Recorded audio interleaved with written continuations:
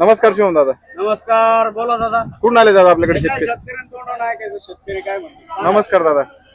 शिंदळावाडी राहणार तालुका औसा जिल्हा लातूर. लातूर. हा दादा, आता आपण दुसऱ्यांदा आलाय का बाजारात परत एकदा?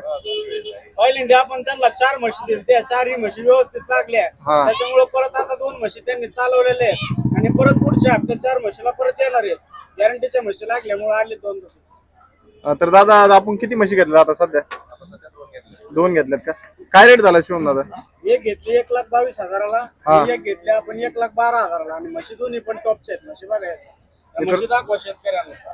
मित्रांनो, म्हशी बघू शकता, दोन्ही टॉपच्या म्हशी आहेत आणि एक खाली झालेली म्हैस आहे बरोबर. तर कसं काय वाटलं बाजार वगैरे कसं काय सध्या शिवम दादा?